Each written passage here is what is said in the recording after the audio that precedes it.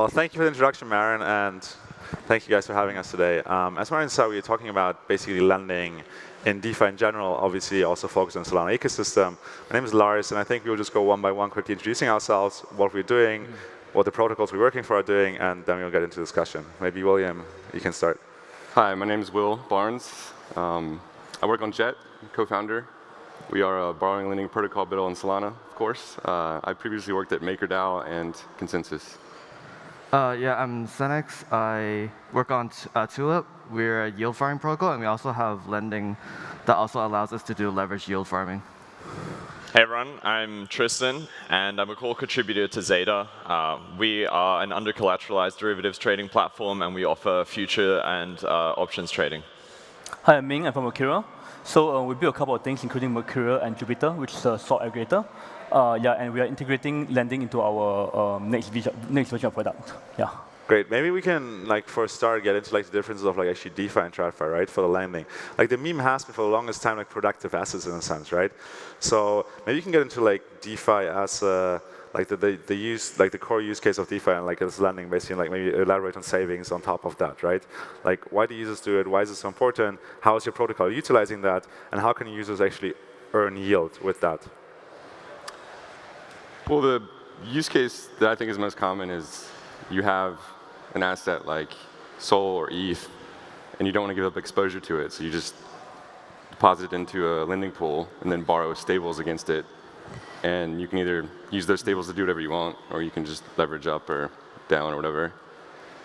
And that's been the big case, for people who do that early in a market cycle, it's a pretty good way to earn a little more money. But also people are just tacking on liquidity mining programs to just put a bunch of cash in these things, and that's been the thing so far, I think.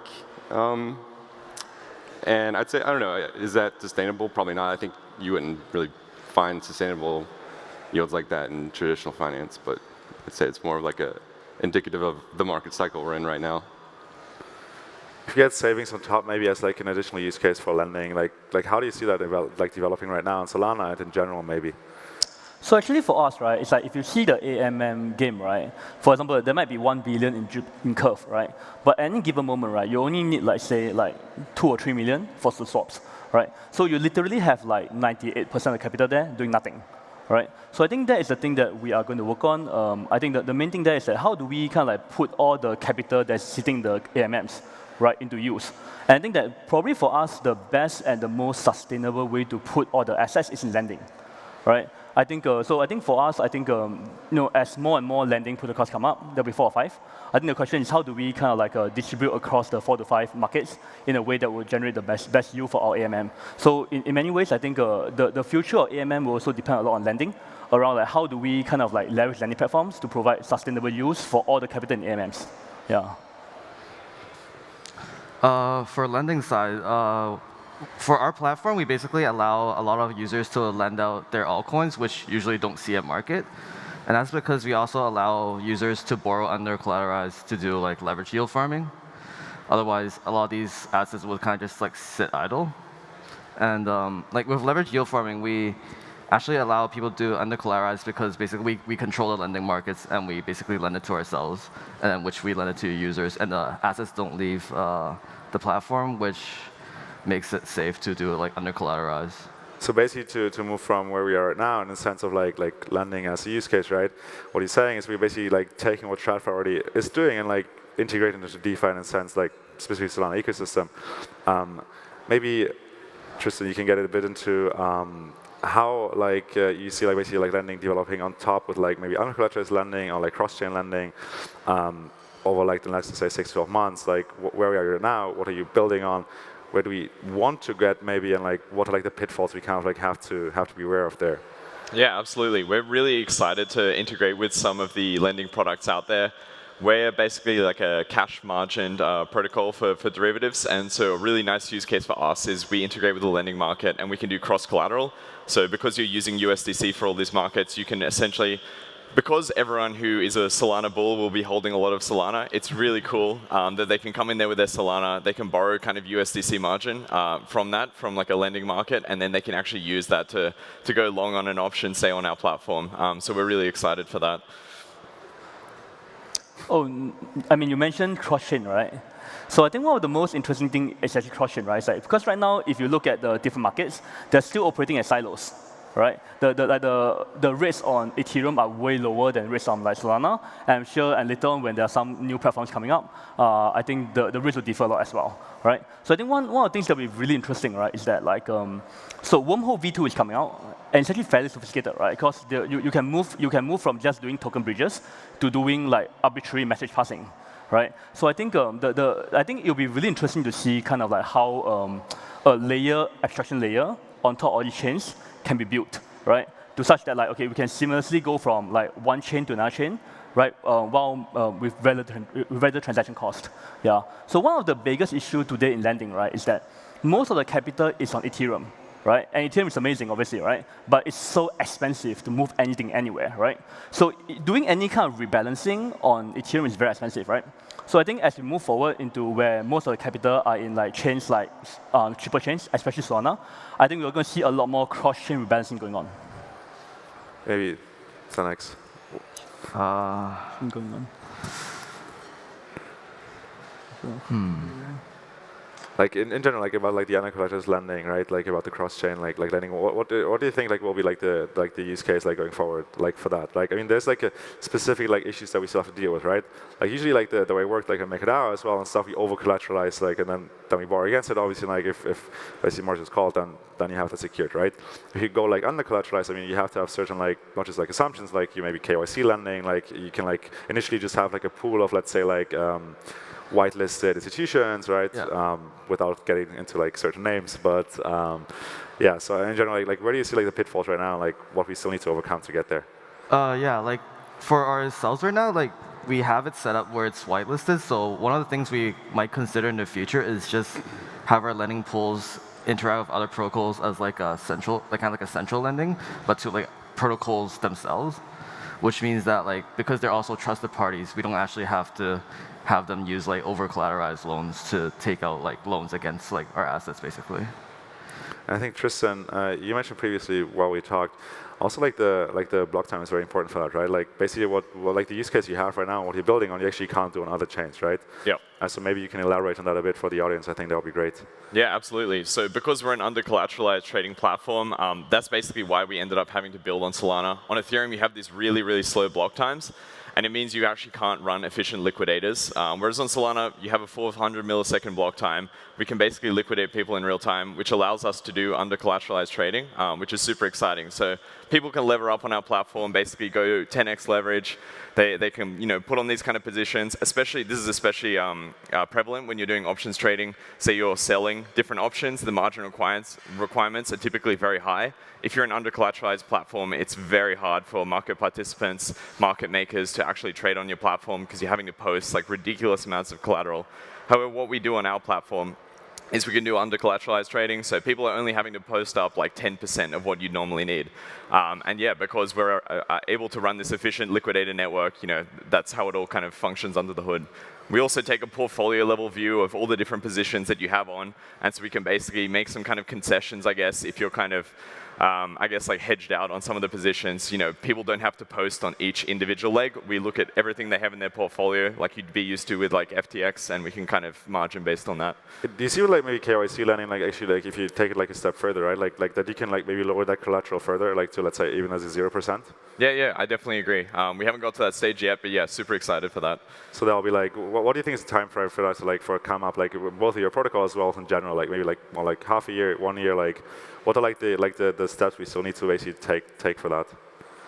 Yeah, I mean, we're still trying to like fully get to mainnet. We've got all the under-collateralized stuff working, so you can kind of demo that out and try it. We're trying to integrate with these like lending platforms as well, I think over the next couple of months. And yeah, I think it's just going to unlock a hell of a lot of really interesting under-collateralized trading and like capital efficiency there.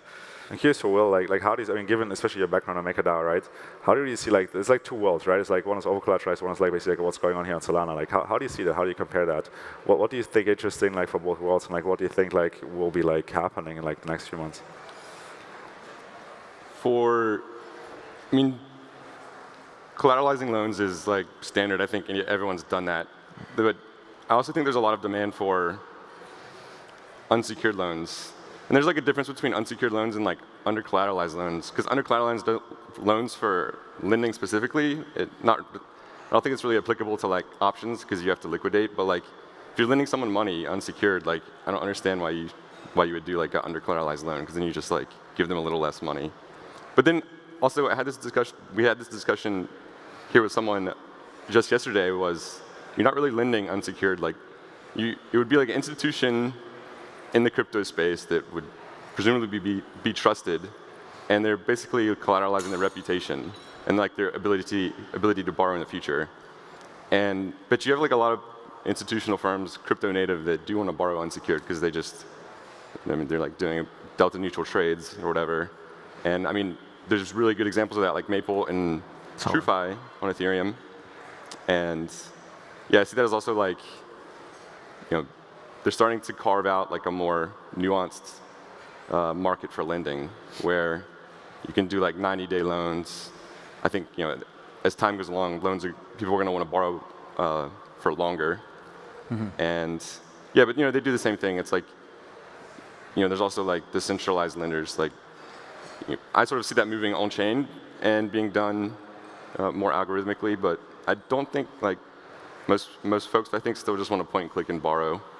But I'd say like Solana being like a chain that is, I'd say, more DeFi focused, like being able to do these more esoteric lending products will be a big benefit. And I think a lot of institutions would use them. So I think what's key, like you mentioned, like basically like institutions, right, like versus retail, maybe in general, like as we can see, like different use cases, obviously for like a different kind of like audience, right?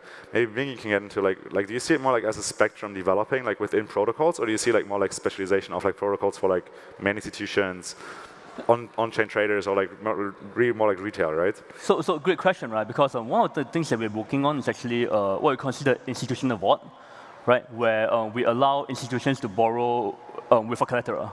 Right? And the reason that has been a bit slow to develop, right, is because there are, okay, when all your capital is on collateralized, right, people know where the money is, right? You can easily refer on chain, right? Okay, the money is here, the collateral ratio is all this, and it's very simple to understand, right? But then when you move towards a system, right, whereby you say, okay, I'm going to allow someone to lend, right, without, say, a collateral, right? So it becomes a big identity issue, right? It's like, okay, and then I think, so when we talk, there's actually a tremendous amount of interest, right, from institutions to actually borrow the money on chain. But then the question becomes, okay, are they, like two problems. Number one is that we have to tell the community, right, where the money is going, right? And then are they comfortable with that, right? And the second thing is that enforcement, right? Okay, when things go wrong, how is enforcement done? Right? Do we go to a legal system? Do we go to the courts? And it's a really big problem, right? Cool. And then thirdly, there's also the identity issue, right? It's like, do you guys know WorldCoin, the Irish thing? Right? And that's creepy as fuck, right? You know? but we need some kind of identity, right? It's like maybe say, okay, if you have Irish scan, maybe you have like 2% triple or something. I don't know. But I think instead of making it binary, right, like institution versus non-institution, right, I think it becomes a spectrum of identity and credibility, right? You know, so it's like, okay, for example, if I'm willing to say borrow like $100, for example, say Anatoly, right? You know, he's willing to tweet that I'm borrowing $100, right? You know, from I'm sure people will find that credible, right? But then you know what I mean. So I think the way we're going to move along this thing would not be so much the binary thing, but a spectrum.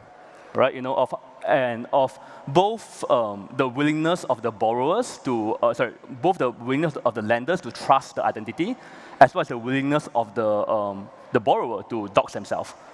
You know, yeah, I think there's going to be and then put some reputation, right, beside that thing. Yeah, so I think we're going to see a spectrum developing. Yeah, and WorldCoin is probably the most interesting example. Yeah. I think for maybe Tristan, that's actually like very interesting. Like your protocol should definitely be more like on the institutional side of use cases, right? And you don't really have like the reputational issue per se. It's like, I mean, like they're like known in a sense when they borrow, right? But I think like the issue then becomes like, how do you still like enforce something if something goes wrong in a sense, right? So like how are you working on that? Where do you see that going basically? Like as sizes also scale up, obviously, right? Yeah, that makes sense. And we're obviously, like, Zeta's trying to be as permissionless as possible. So, you know, the way that we're doing it, you know, with liquidators, you basically are going to get liquidated anyway. We don't have to have, you know, these kind of permissioned or kind of whitelisted people necessarily. But there are a lot of institutions on there. And that's the kind of market for options right now, is a lot of these institutional players which will come in there and kind of take on a bit of the risk. The way that we are trying to backstop it is obviously when huge liquidation events happen, there is going to be, what do you call it? Like a backstopping fund. So if people do go massively underwater, the platform isn't able to recover, you know, we're able to like bail out from that kind of fund. But in terms of our strategy, we're building this on-chain market maker as well. And so we try and delta hedge that as much as possible, like periodically take off risk. And so when the price does invariably dump, you know, we should hopefully be fairly neutral and not have too much exposure there. So we're hoping that we never get into these kind of black swan events in the first place. It will. I really like that whole approach. It's because it's not Ethereum. It's not 15-second block times. You can liquidate faster, like Tristan said. And I mean, you see like really big exchanges doing this. Like FTX has a backstop program. You know, like this industry's like really good for making sure that the protocol or that the exchange doesn't, you know, lose money. And you can emulate these things on Solana as well. And we're getting there. Like most developers are, you know, inching towards this. But we're not there yet. Like there's a lot of stuff that has to change, like a transaction size limit. And yeah, I mean, I'd say like right now, most folks are just like working on their products and testing them and piloting them. But like, it's definitely, these things are being built. And yeah, I'd say it's more or less like just a time and development thing. Like, Maybe to wrap it up, also Senex, and in general, I think maybe we can talk like what Will just mentioned, like what is still missing from tech side actually to get where you want to get in the protocol, right? Like to basically like get to that vision. Sorry, what's the? Yeah, what's still missing in a sense from tech side, right? Like as you mentioned, like for example, like the block limit and stuff. Maybe like just go in a row. So Anchor has been like we use Anchor a lot, and Armani built that. It's just a great tool for piloting things. And yeah, I believe they're doubling the transaction size and then soon, which will help. There's a lot of things, you know, I think every developer here is like has experienced, you know, the transaction size limits and is like trying to work around them. That's like a stark difference from Ethereum. Yeah, so I'd say like just, you know, the communication between devs and Solana and like improving the things we can do would help a lot. And just like, you know, maybe a good like development cycle of like 6 months to a year, I think you'll see a lot many new protocols, and like the tech will be a lot different. I think I'm almost sure of that, because people are starting to change things. They're building things that are more Solana native, that aren't just like direct copies from Ethereum, which is great. Like that's what you want. Maybe Senex? Yeah, I agree with the transaction thing. So Solana has like a proposal where they're upgrading the transaction to like a V2 basically. And that'll probably make for like a lot better UX. Because for us, when we open like a leverage position, you need to sign basically 5 transactions in like the same time. And if one of the transactions fail, you have to do all 5 over again. So like having like a bigger transaction will probably improve the UX like overall. Tristan? Yeah, I don't want to parrot everyone, but yeah, also it's like the fundamental kind of limitations there. Transaction sizes, it's like a 200K kind of gas limit there. And for us, it's definitely challenging. Like we have to basically write this on-chain pricing of our options. So it's writing like a Black-Scholes kind of options pricing calculator. There's a lot of math functions in there, kind of like log square roots, which use up a ton of compute. And we're having to price like 11 options, calls and puts, so 22 plus a future, 23 options priced with like a mathematical function in like one transaction is kind of challenging. And we've worked around those constraints and found some nice approximations to get it to work. But that's been really hard. And then we're maintaining like a volatility surface and doing all this other complicated stuff. Trying to fit it in one transaction is pretty challenging, and we're kind of getting there. Otherwise, yeah, I guess it's like account limits that you can kind of pass into every transaction. We want to go to like cross-margining and that kind of stuff between all these different assets, and yeah, it starts to get pretty challenging. Maybe Ming quickly. Oh yeah, no, I just want to say that everything is said, But honestly, one last thing is I love the limits, right? I mean, I hate it obviously, right? Pain in the ass. But they really show that Solana takes a different set of trade-offs, right? On Ethereum, on EVM, you can do as much as you want. There's no limit, right? I think it's actually really nice to have these things to work with and be involved early in the process, right? I think for us, I think composability is huge, right? We want to do a lot more things, a lot more algorithms, right? And I think that, I think they'll be solved, I think, yeah. Yeah, so thanks for having us, for having this crypto talk, guys. It was very great. I think we could talk on for a long time. I think the takeaway is work in progress. We're getting there. And maybe we'll learn more in the next panel. Okay, thanks. Awesome.